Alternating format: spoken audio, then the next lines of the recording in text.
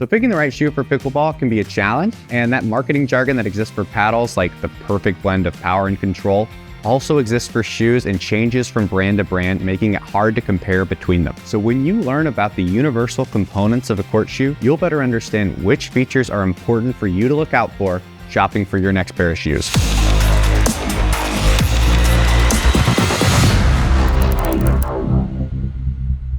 Now, the anatomy of a pickleball shoe can be split up into a few sections. You'll hear people talk about uppers of a shoe, and that really is talking about all the part that wraps around your foot. And the lowers of the shoe are going to be the three different components in the sole. Now, shoes are also split right down the middle, with the outside being called the lateral side. You can always find that by the outside of your foot.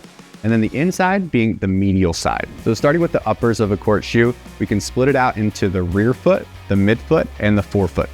Now, starting at the rear foot, in the heel of most court shoes, you're gonna find a stiff plastic piece, and this is called the heel counter. Now, what this does is wrap around your heel and keep the shoe from twisting or breaking down, providing more stability when you're cutting back and forth. So staying in the rear foot, this padding around the ankle is actually called the ankle collar.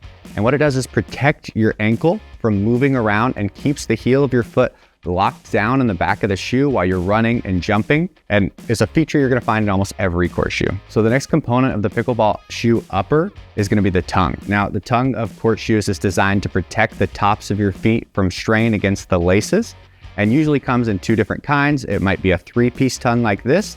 It usually offers more support, or a slipper tongue, which is incredibly comfortable, that might have a little bit more movement side to side. Now, one of my favorite names in shoe components is foxing.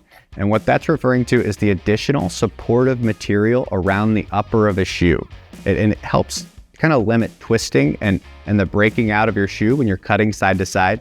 Now on this shoe, it's clear, but you can see the supportive material that's protecting the mesh upper of the shoe. And you'll find that kind of foxing on most court shoes on the market. So underneath the foxing at the top of the shoe, you'll find what's called the vamp. And similar to running shoes, this area is all about being breathable, lightweight, and flexible, since this is actually where your shoe is going to be flexing when you're running out there on the court. Now, there's a lot of different kinds of vamps, but materials like mesh or even leather that's perforated are really common for this area. Now, similar to foxing, the toe piece is kind of a durable section around the front of the shoe that just protects it from wear, especially for toe draggers and players that are dragging their foot along the court.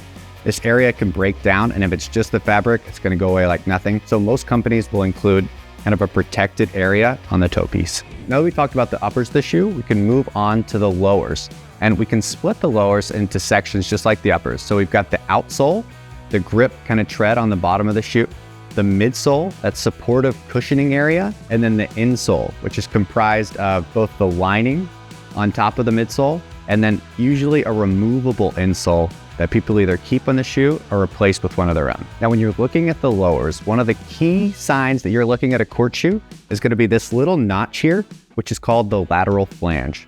Now, what this does is keep your foot stable when you're cutting out to the side by having a little bit extra material that's flat, even when you're on the edge of your foot.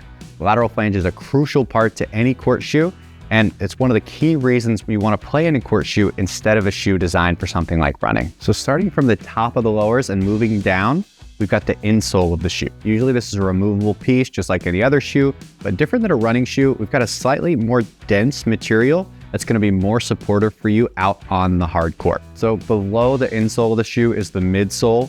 This is made of a dense material designed for shock absorption and performance when you're cutting and jumping. The amount of stiffness and cushioning here is gonna play the biggest factor in how comfortable or how supportive the shoe is. Now, a crucial part of the midsole in court shoes is actually this hard plastic piece called the shank. Now, this protects your arch from bending and can also protect the shoe from twisting depending on the shape of the shank. They look different in a lot of different court shoes, but it's an essential part to any court shoe that we sell. Where the rubber meets the road, underneath the midsole is the outsole. And this is kind of the rubber area that's gonna provide you grip. Now, the most popular tread pattern is herringbone, and it's gonna provide grip in every direction while allowing some room to slide when you need to. Now, the area underneath the big toe is the most likely to wear away, so companies try to bolster the durability of this area with additional material to help the shoes live a little bit longer. In fact, most court shoe outsoles wrap into the upper to give some grip and protect the uppers from damage when sliding and lunging out on the court. A question we get all the time is there really a difference between a pickleball and a tennis shoe? Now, while some companies make incremental adjustments to their tennis shoes to better suit pickleball, the sports are played on the same hard court surface and utilize the same court shoe structure, so you should feel really confident purchasing shoes designed for either tennis or pickleball. Now, there's a lot of information to digest here, and you likely don't need all of it to make a good buying choice. If you're having issues with a certain pair of shoes or can't seem to find something that works, understanding the part of the shoe causing the issue will allow you to find the right fit for your game.